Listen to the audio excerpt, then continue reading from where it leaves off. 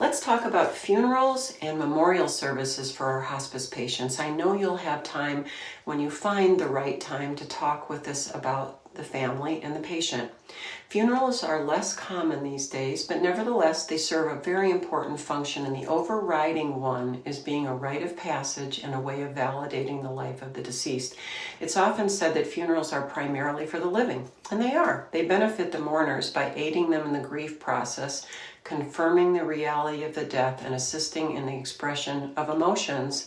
They allow the community to provide support to everyone. Funerals also give the community a way to convey its value, its beliefs, and the meaning of life and death.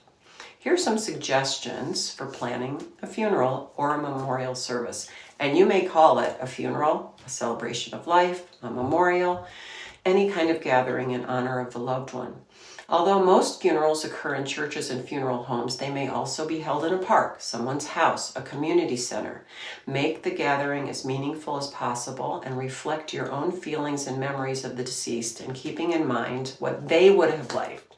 Consider building an altar by the mourners gathering. They display items that represent the deceased, and it brings the whole breadth of who that person was together, and everyone has an option to, or an opportunity to, be involved.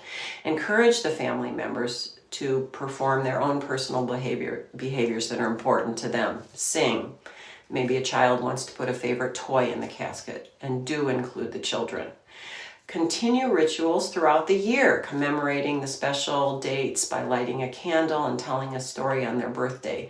You might want to consider placing the gravestone if the person is being buried about a year on the date of the death.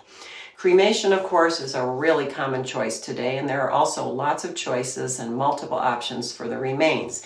The ashes can be buried in a grave. They can be scattered in a location that held meaning for the deceased. For example, my dad loved to golf, and he had a special liking to a beautiful pine tree in the 9th fairway.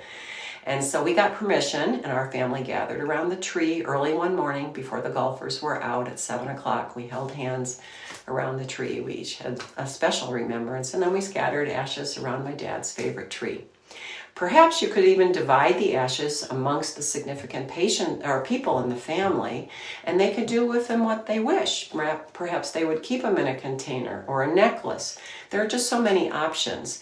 Place the remains in an urn and keep it in a special place or on an altar. According to the Native Americans, the funeral or memorial day should be a sacred day with one person and their soul being released and returning to its home. Thank you. Click on the link below to get our booklet.